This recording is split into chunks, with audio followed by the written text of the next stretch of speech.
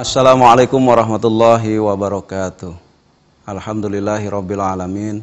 Wassalatu wassalam ala rasulihil amin. Amma ba'du. Pemirsa, apa kabar? Senang sekali saya Fadli Muhammad kembali menjumpai Anda dalam acara Ramadan bersama Ustadz. Acara ini terselenggara berkat kerjasama El Sinta TV dengan Dewan Dakwah Islamiyah Indonesia Bekasi. Tema kita pada sore hari ini adalah berinteraksi dengan Al-Quran. Bagi Anda yang ingin berinteraksi bersama kami di studio, silakan hubungi nomor telepon 021 25 20 666. Bersama saya di studio telah hadir seorang narasumber yang akan membahas tema kita kali ini.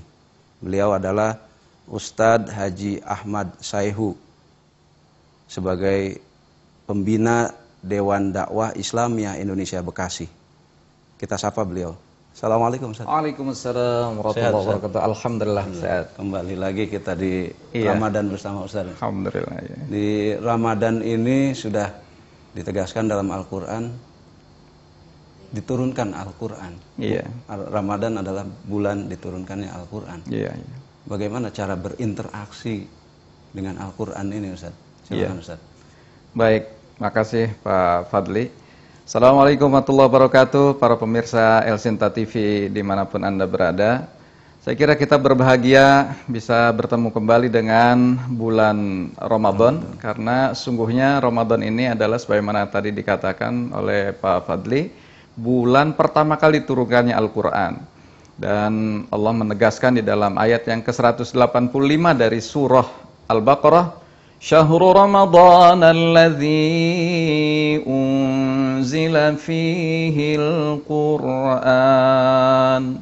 Bulan Ramadan, bulan di mana Allah pertama kali menurunkan Al-Quran. Memang ada tahapan-tahapan proses turunnya Quran itu, ya sebagaimana yang difirmankan oleh Allah Subhanahu wa taala, wabil haqqi anzalnahu wabil haqqi nazal. Dan dengan sebenar-benarnya Allah turunkan Al-Quran itu, anzalnahu turun sekaligus. Jadi turun sekaligus dari lauhul mahfuz ke langit dunia. Nah, baru setelah itu kemudian wabil haqqi nazal. Setelah itu turun berangsur-angsur kepada Rasulullah SAW sesuai dengan apa yang diinginkan oleh Allah Subhanahu wa taala. Nah, tentu saja sebagaimana yang ditegaskan di dalam ayat 185 dari surah Al-Baqarah, bahwa Al-Quran ini memang digunakan untuk sebagai petunjuk, pedoman kehidupan kita sebagai manusia di dalam menjalani hidup ini. Oleh karena itulah, tentu kita harus berupaya untuk bagaimana mampu berinteraksi dengan ayat-ayat Al-Quran itu, sehingga kita akan bisa mendapatkan petunjuk dan bimbingan dari Al-Quran untuk meniti kehidupan kita keseharian. Saya kira gitu. Jadi dari Lauhul Mahfud ini turun secara sekaligus ke langit dunia. Langit dunia. Nah, kemudian dari langit dunia ini baru turun berangsur-angsur. Iya. Dengan cara yang berbeda-beda pula Ustaz. Iya, sesuai dengan kondisinya, sesuai dengan keadaan, dan sesuai dengan bisa jadi menjadi jawaban yang memang dihadapi oleh Rasulullah SAW ketika itu. Jadi berdasarkan tematik mungkin Ustaz. Iya. Tema yang ada. Iya, menjawab berbagai persoalan. Seperti misalnya ketika Rasul ditanya, yas'alunaka 'anil khamri wal maisir, ya, Rasul ditanya tentang bagaimana nih tentang minuman keras dan judi. Nah, saat itu kemudian ada jawaban dari Allah Subhanahu wa taala secara bertahap, pada tahapan-tahapan itu. Jadi begitulah indahnya Al-Quran ini menjadi satu jawaban yang realistis menghadapi problematika keseharian yang dihadapi oleh kita. Baik Ustadz, ditahan dulu pembahasan kita lanjutkan setelah jeda berikut Ustadz ya. Baik. Pemirsa, nantikan kami Ramadan bersama Ustadz setelah jeda yang berikut ini.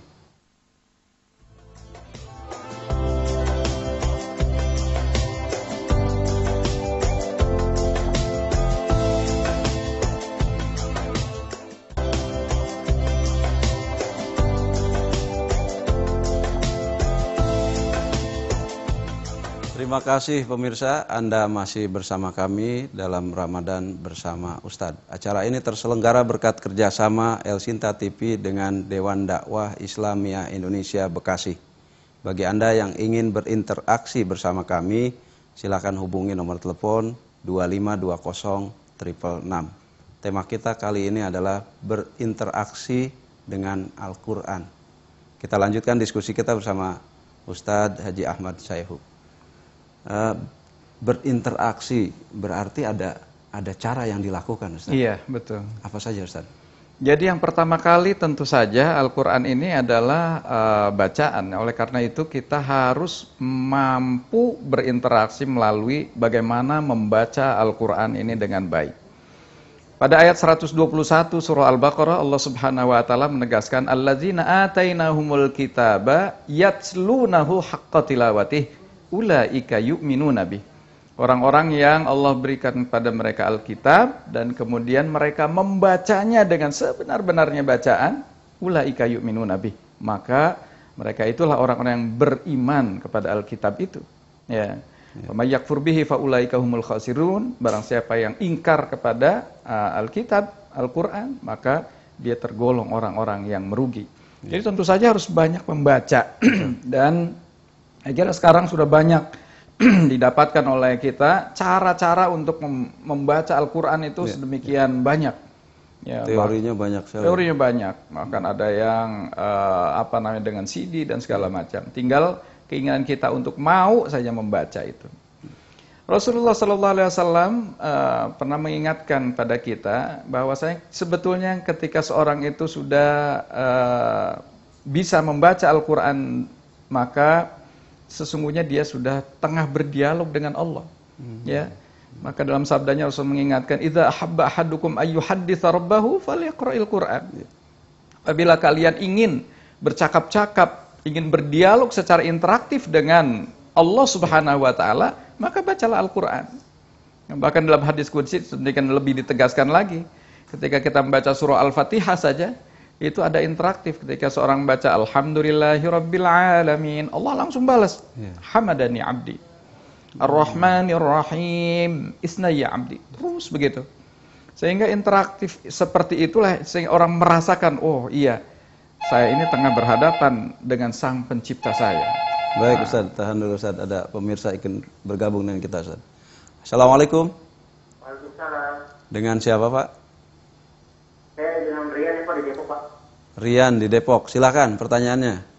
Assalamualaikum, Pak Ustaz. Waalaikumsalam warahmatullahi wabarakatuh. Saya mau nanya soal mimpi pergi ke Mekah itu arti medisnya apa itu, Ustaz, ya?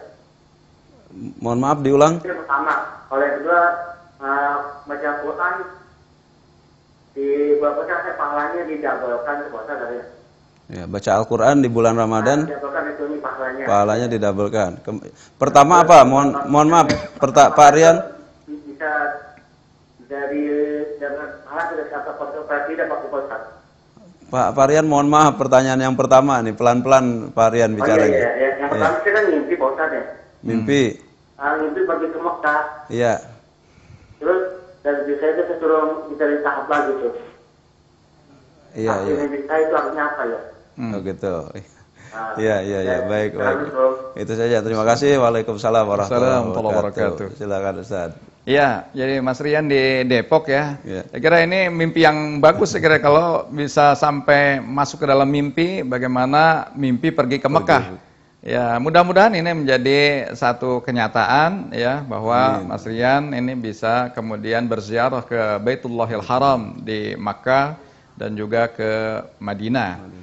Nah, jadi insya Allah lah itu tentu saja tadi dalam perjalanan haji atau umroh gitu kan. Mudah-mudahan Allah mengabulkan sebagai satu obsesi dan keinginan yang sampai terbawa di dalam mimpi.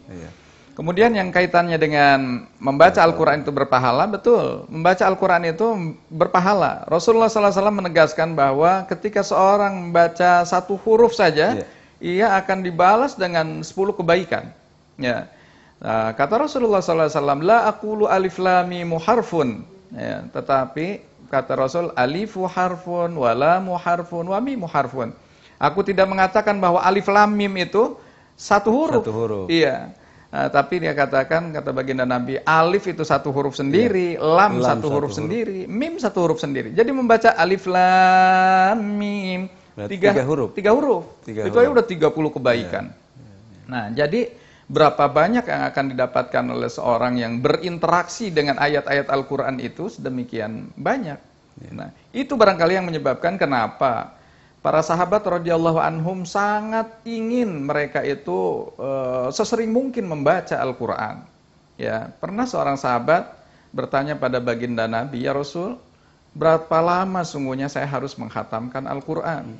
Kemudian dijawab oleh baginda Nabi, kamu hatamkan dalam waktu 30 hari. Itu sebabnya kemudian ulama Quran membuat Al-Quran dibagi-bagi menjadi 30 juz. Itu tujuannya agar supaya satu hari dibaca satu juz, 30 hari khatam Quran. Ya, jadi sedemikian sistematisnya. Sahabat tadi masih bertanya, ya Rasul, bolehkah aku menghatamkan lebih cepat lagi dari itu? Nah, maka kata baginda Nabi, boleh. Hatamkan Al-Quran dalam waktu 1 pekan. Jadi setiap minggu hatam Quran. Nah, kemudian ulama Quran juga membagi-bagi itu. Dan di antara pembagiannya adalah biar lebih mudah dihafal, diingat ya. Biar 1/7 Quran itu jadi 3 surah besar yang pertama, jadi Al-Baqarah, Ali Imran, An-Nisa itu bersama dengan Al-Fatihah hari pertama. Hari berikutnya adalah 5 surah berikutnya, dari mulai Al-Maidah sampai kemudian surah At-Taubah. Hari berikutnya lagi 7 surah. Hari berikutnya lagi 9 surah. Hari berikutnya lagi 11 surah. Hari berikutnya 13 surah. Sisanya hari ke-7, ya sisanya yang surah-surah pendek, surah-surah yang 30, terakhir. 30 surah. Iya. Jadi 30 juz dalam 1 pekan. Iya. Baik Ustaz, kita terima penelpon berikutnya. Assalamualaikum. Waalaikumsalam warahmatullahi wabarakatuh. Dengan siapa Bapak? Dengan Bapak Eko di Cilincing. Pak Eko di Cilincing. Silakan pertanyaannya Pak Eko. Pak Ustadz, saya ingin bertanya tentang rukun Islam yang kelima. Iya. Orang yang menunaikan haji ini kan rukun Islam ya. Iya. Tapi kenapa kebanyakan sekarang buat jadi titel gitu? Cuma berhaji cuma titel aja. Waalaikumsalam warahmatullahi wabarakatuh. Pak Eko, silakan. Haji cuma ngambil titelnya aja. Iya. Ya mungkin yang ada titel hajinya ini cuma di negeri kita, haji siapa gitu. Atau hajah siapa. Ini masih, mohon maaf, ini masih ada kaitan dengan tema kita kemarin Ustaz nih. Iya. Ya, tentang takwa itu. Iya, jadi sesungguhnya ya satu rangkaian ibadah justru yang harus kita dapatkan adalah esensinya. Ya. Jadi setiap rangkaian ibadah yang Allah perintahkan kepada kita itu pasti ada esensi yang diinginkan. Seperti puasa lah gitu. Puasa ini adalah Allah inginkan pada kita menunaikan puasa la'allakum tattaqun, agar supaya kita mampu mencapai nilai ketakwaan. Nah, begitu juga kita menunaikan zakat agar supaya kita ini menjadi orang-orang yang mencintai kebersihan. Termasuk kebersihan pada harta kita. Nah, begitu juga terkait dengan penunaian haji, agar supaya kita tumbuh semangat kebersamaan, tumbuh semangat perjuangan, karena disitulah kemudian kita mengikuti bagaimana para pendahulu kita, Nabi Ibrahim alaihissalam ya sedemikian bersungguh-sungguh yang dalam memperjuangkan agama Allah Subhanahu wa taala ini. Jadi saya kira itulah barangkali yang harus kita, esensi-esensi itu yang harus kita dapatkan. Walaupun mungkin orang tidak menyebut kita haji dan sebagainya, ya jangan tersinggung. Ya, kenapa? Karena yang penting tadi esensinya kita adalah sudah menunaikan perintah Allah Subhanahu wa taala. Baik, Ustaz, kita terima telepon berikutnya. Assalamualaikum. Waalaikumsalam. Dengan siapa, Ibu? Iya, ini Ibu Dina. Ibu Dina di mana, Ibu? Di Jakarta Selatan. Silakan, Bu, pertanyaannya. Iya, ini gini, Pak Ustaz. Saya itu mengenal, ya bukan kenal ya, maksudnya SMA, itu saya masuk SMA Muhammadiyah. Nah, pada waktu kecil itu saya tidak diajarkan orang tua saya dengan Al-Quran. Jadi saya mengenalnya itu waktu SMA. Dan SMA sampai sekarang saya sholatnya rajin. Yang saya tanyakan Pak Ustaz, saya itu bacaannya itu Latin. Bacaannya seperti Latin. Ayat Al-Fatihah, ayat Al-Ikhlas itu apal semua. Itu kira-kira diterima nggak itu? doa saya juga menunaikan semuanya tentang sholat, berpuasa, zakat, semuanya saya kerjakan. Iya. Jadi Ibu Dina mempelajari Al-Quran dengan bacaan Latin, ya berangkatnya dari situ. Ya baik Ibu, baik. Ditunggu jawabannya. Terima kasih Ibu Dina. Silakan Ustaz. Bu Dina, jadi Al-Quran ini diturunkan dalam bahasa Arab. Makanya disebutkan dalam Quran, Qur'anan Arabian, Quran yang berbahasa Arab. Nah, oleh karena itulah kita harus berusaha untuk belajar bahasa Arab. Saya kira kalau kita bersungguh-sungguh, insya Allah tidak akan terlalu sulit. Ya. Karena Allah pun sudah menegaskan di dalam Quran, وَلَقَدْ يَسَّرْنَا الْقُرْآنَ لِلذِّكْرِ. Sungguh Al-Quran ini sudah Allah mudahkan untuk dijadikan bahan pelajaran. Nah, ketika Ibu belajar dari Latin, huruf-huruf Latin, kita kesulitannya adalah tidak ada hal yang mungkin bisa persis mentransliterasi satu huruf dari bahasa Arab ke bahasa Latin. Misal huruf Dod gitu. Huruf Dod ada yang kemudian mentransliterasinya dengan tulisan DH, sebagian yang lain pakai tulisan DL dan sebagainya. Nah, oleh karena itu, yang lebih afdal, lebih utama adalah bagaimana Ibu coba mengembalikan upaya untuk belajar memahami huruf-huruf bahasa Arab. Saya yakin itu akan diberikan kemudahannya. Belum hukum bacaannya ya? Belum hukum bacaannya. Maka dari itulah, ini memang harus ketika kita belajar Al-Quran, membaca Al-Quran, memang yang sebaiknya didampingi oleh seorang guru. Jadi kalau kita belajar lewat CD, tadi saya katakan, lewat kaset, atau lewatnya bisa jadi belum sempurna, atau ketika ada kesalahan, tidak ada yang mengingatkan. Misalnya bacaan-bacaan yang gharib ya, yang asing-asing itu seperti misalnya bacaan Ishmam, tulisannya la ta'manuna, tapi bacaannya la ta'manna sambil monyongkan mulut ya, atau tulisannya bismillahimajroha ya, tapi bacanya bismillahimajreha.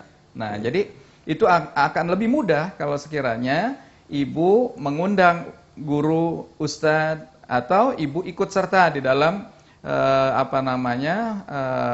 pembahasan pengajaran Al-Quran bersama guru-guru Al-Quran. Baik Ustaz, kita tahan dulu Ustaz. Kita lanjutkan setelah jeda berikut Ustaz. Pemirsa, nantikan kami setelah jeda yang berikut ini.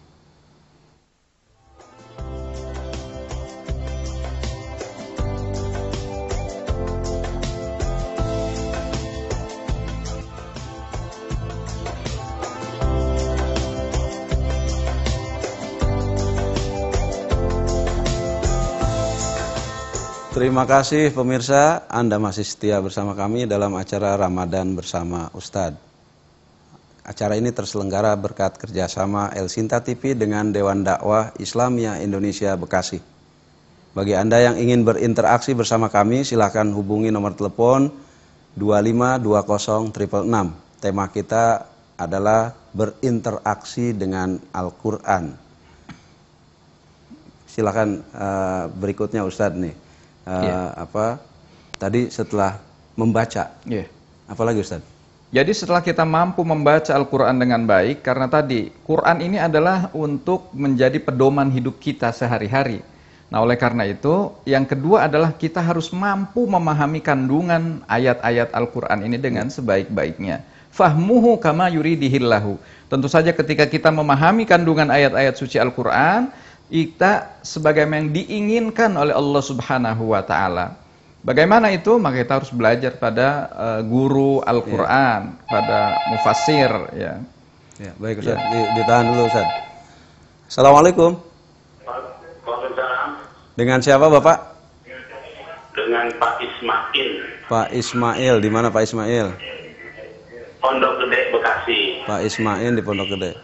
Mohon maaf Pak Ismail, volume TV-nya dikecilkan. Iya. Silakan. Silakan Pak Ismail. Saya mau nanya. Iya. Jadi gini, istri saya kan udah niat membaca Al-Quran, pengen full gitu. Iya. Namun karena perempuan datang haid, iya. nah ini kan dia tidak membaca.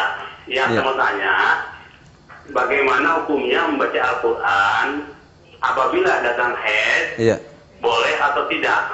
Karena ada pendapat, ada yang mengatakan boleh, ada yang mengatakan tidak boleh. Tolong penjelasan dari Ustaz. Makasih. Baik. Assalamualaikum warahmatullahi wabarakatuh. Waalaikumsalam warahmatullahi wabarakatuh. Terima kasih Pak Ismail. Silakan Ustaz. Ya, Pak Ismail di Pondok Gede. Saya kira dalam kaitan itu seperti apa yang tadi kata oleh Pak Ismail, ada sebagian ulama yang membolehkan baca Al-Quran pada saat haid dan ada sebagian lain yang kemudian tidak memperbolehkan. Karena apa? Karena memang Al-Quran ini adalah kitab yang disucikan, ya, yang kitab suci. Nah, tapi sebagian kalau sekiranya ayat-ayat Al-Quran itu sudah menjadi bagian dari zikir kita sehari-hari, ya, bahwa kita sudah terbiasa membaca bagian dari Al-Quran sebagai zikir keseharian di pagi hari, di sore hari, ya itu ya tidak mengapa untuk kemudian menjadi bacaan keseharian kita. Walaupun itu pada saat yang kita seorang istri, seorang wanita dalam keadaan yang berhalangan. Nah, jadi begitu Pak. Jadi secara umum ya kita menjaga kesucian Al-Quran untuk tidak kemudian memegang mushafnya dan kemudian membaca pada saat seorang sedang kedatangan haid, ya. Tapi kalau tadi dalam kaitan-kaitan dia sudah menjadi satu ya zikir sehari-hari, ya tidak mengapa kemudian dia baca bagian dari ayat-ayat Quran itu sebagai bagian dari zikir dia dalam pagi hari, petang hari, atau waktu-waktu yang memang biasa dia berzikir. Iya. Wallahu a'lam. Dalam bentuk hafalan tentunya. Ya, tentu saja dalam yang sudah dia hafal. Iya. Itu diperbolehkan Ustaz ya. Tanpa harus memegang mushafnya ya. Gitu. Saya teringat dengan itu teman-teman yang tunanetra. Iya. Tunanetra itu kan Quran Braille itu kan cukup besar, berat pula. Iya. Ini mereka punya keterbatasan itu, akhirnya mereka memaksakan untuk menghafal Al-Quran. Iya. Ya, Quran Braille itu pada satu sisi apa namanya ini, tapi ada kelebihannya juga. Iya. Ya kelebihannya walaupun mati lampu dia tetap masih bisa baca Quran. Itu. Baik Ustaz, kita lanjutkan nih tentang memahami Al-Quran Ustaz. Iya, jadi tadi memahami Al-Quran. Aduh, nih telepon sebagaimana diinginkan. Tahan dulu Ustaz. Assalamualaikum. Waalaikumsalam warahmatullahi wabarakatuh. Iya, dengan siapa Bapak? Saya Ahmad dari Tangerang. Pak Ahmad di Tangerang, silakan pertanyaannya Pak Ahmad. Saya ingin tanyakan adab memegang Al-Quran Pak Ustaz. Iya. Sehubungan dengan saya kan sudah mempelajari Al-Quran dengan baik dan benar gitu ya. Kaitannya dengan Pak Ustaz sendiri, saya perhatikan dia cara memperlakukan memegang Al-Quran itu kadang-kadang ditaruh di dekat kakinya Pak Ustaz. Di dekat kakinya. Itu hukumnya bagaimana Pak Ustaz? Apakah saya harus memberitahu ataukah memang ada keilmuannya itu masih belum cukup gitu Pak Ustaz? Terima kasih. Itu saja. Assalamualaikum warahmatullahi wabarakatuh. Waalaikumsalam warahmatullahi wabarakatuh. Silakan Ustaz. Ya, di antara adab kita memperlakukan Al-Quran, ya, bagaimana kita tentu saja menempatkan Quran ini pada tempat-tempat yang lebih tinggi gitu. Jadi tidak kemudian Al-Quran ini jadi nanti kalau di bawah kaki aja begitu jadi terlangkahi dan sebagainya, sehingga ya dikhawatirkan tadi menjadi bagian dari apa namanya hal-hal yang mengecilkan Quran. Oleh karena itu, ya sedapat mungkin seperti ini bagus saya kira di studio disediakan lehar bagaimana untuk menempatkan Al-Quran. Nah, jadi ini salah satu yang ketika ini kan nggak mungkin seorang kemudian loncat dari satu sisi ke sisi yang lain. Nah, hal seperti ini sebagai satu contoh bagaimana memperlakukan Al-Quran. Jadi tidak kemudian ditaruh di bawah begitu saja, ditempatkan di meja atau di leher, yang itu kemudian bisa difahami, oh ini tempat yang memang lebih terhormat, kira-kira begitu. Baik Ustaz, kita lanjut ke tema kita. Ya, jadi kita lanjutkan pada tadi kaitan dengan yang kedua adalah bagaimana saat kita memahami kandungan ayat Al-Quran, itu dilandasi dengan kama yuridihillahu, sebagaimana diinginkan oleh Allah Subhanahu wa Ta'ala. Disinilah kita jangan kemudian berusaha untuk menafsirkan Al-Quran ini sesuka nafsu kita. Ya, karena sudah diancam oleh baginda Nabi sallallahu alaihi wasallam, "Man fassaral Qur'ana bi ra'yihi falyatabawwa maq'adahu 'alan nar." Barang siapa menafsirkan Quran hanya sekedar dengan hawa nafsunya saja, mana yang enak-enak menurut dia kemudian diambil, yang enggak enak kemudian ditinggalkan. Nah, ini siap-siap saja kata Rasulullah sallallahu alaihi wasallam, tempatnya nanti adalah di neraka. Nah, oleh karena itu para ulama Quran memberikan bimbingan bagaimana memahami ini sungguhnya dengan melalui kajian-kajian tafsir. Itu sebabnya kita memang harus belajar tafsir. Nah, sehingga kita kemudian tidak tersesat saat memahami ayat-ayat Al-Quran ini. Sebagai contoh mungkin saya ingin gambarkan bahwa kalau kita baca surah Al-Ma'un, misalnya ada ayat yang fawailul lil musallin, ya, satu ayat itu. Kalau kita kemudian memahami ini, wah ini celakalah orang yang sholat. Nah, kalau kemudian kita, kalau gitu buat apa saya susah-susah ruku, sujud, berpayah-payah, kalaupun itu celaka juga. Nah, ini sebabnya kemudian setelah akhir di ayat itu, para ulama Quran kemudian menandai dengan tanda waqaf lam alif. Artinya itu la waqfun fihi, jangan menghentikan bacaan di situ. Bahwa maknanya itu masih belum sempurna. Nah, fawailul lil musallin, celakalah orang yang sholat. Yang seperti apa orang yang celaka itu? Allazina hum an sholatim sahun, yaitu orang yang lalai dalam sholatnya. Ya wajar kalau orang yang lalai dalam sholatnya, ya dia ya main-main loh gitu. Nah, itu yang kemudian mengalami kecelakaan. Baik Ustaz. Kita terima telepon berikutnya. Assalamualaikum. Waalaikumsalam, Ustaz Saiful. Dengan siapa, Pak? Dengan Selamat Dasari di Bekasi. Pak Selamat, silakan pertanyaannya, Pak. Iya, pertanyaan gini Ustaz. Di zaman sekarang kan, ini kan yang temanya itu interaksi dengan Al-Quran. Betul, kan, ya? Betul. Iya, di zaman sekarang itu banyak sekali kayaknya orang yang sampai hafal 3 juz atau 4 juz gitu kan. Betul. Kita sebetulnya kan berinteraksi dengan Al-Quran kan sebetulnya harus mempelajari isi makna Al-Quran itu sendiri gitu kan. Tapi ternyata udah banyak hafalannya gitu, dia alatnya masih jauh dari Al-Quran. Itu bagaimana menurut Ustaz gitu? Mungkin hanya itu saja. Terima kasih Pak Selamat. Assalamualaikum. Waalaikumsalam warahmatullahi wabarakatuh. Jadi Pak Selamat menanyakan, ini semakin banyak orang menghafal Al-Quran, tapi perilakunya kok tidak sesuai gitu. Kan mestinya kan tadi Ustadz bilang harus memahami gitu. Ini sudah mampu menghafal Quran sampai berjuz-juz, tapi dia perilakunya tidak sesuai. Iya, justru interaksi yang ketiga setelah kita mampu tadi memahami kandungan Al-Quran ini dengan baik, maka proses berikutnya atau langkah berikutnya adalah amaluhu.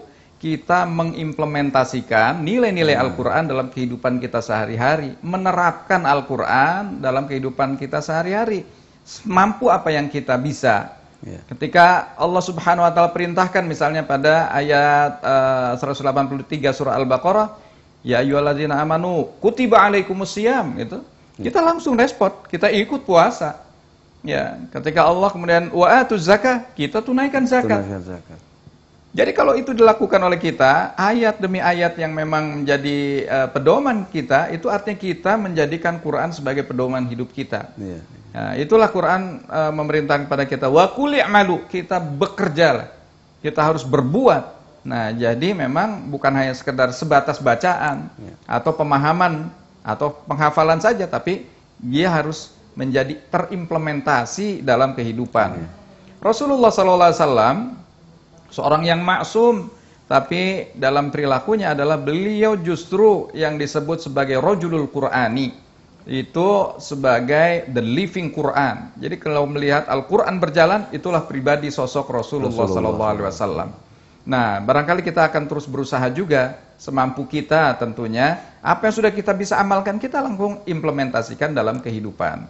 Nah, oleh karena itu, ya bukan kemudian tadi walaupun 3 juz, 4 juz sudah hafal, belum berarti kita kemudian menyetop, nggak boleh hafal. Tapi mari kita melangkah pada berikutnya, menghafal Quran. Menghafal dan memahami, mengamalkan. Gitu. Baik Ustaz, kita terima penelpon berikutnya. Assalamualaikum.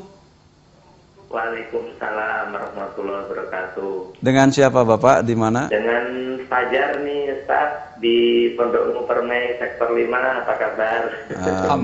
Baik. Alhamdulillah. Silakan pertanyaannya Pak Fajar.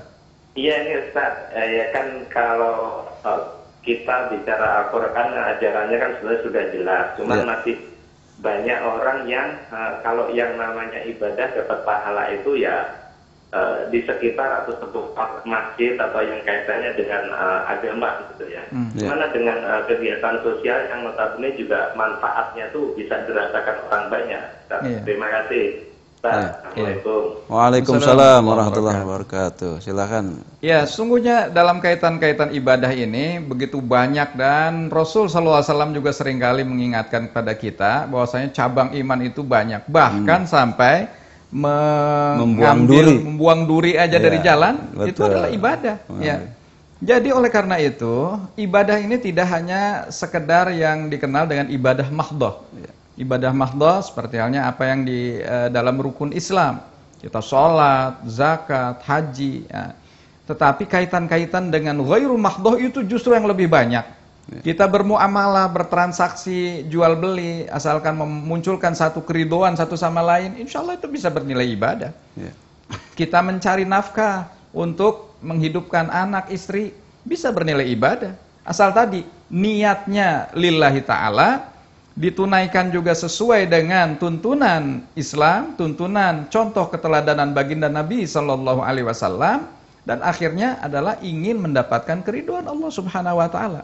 Ya, kalau itu ditempuh, ya, berbagai sisi kehidupan kita yang sedemikian luas, itu bisa bernilai ibadah. Ya.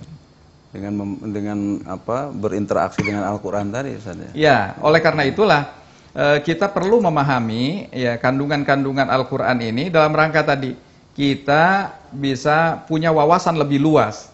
Dan punya wawasan lebih luas itu artinya itu yang nanti akan membuka cakrawala pikir kita bahwa ternyata banyak ruang lingkup untuk ibadah ini. Kita berniaga bisa bernilai ibadah, bahkan kita berpolitik juga bisa bernilai ibadah.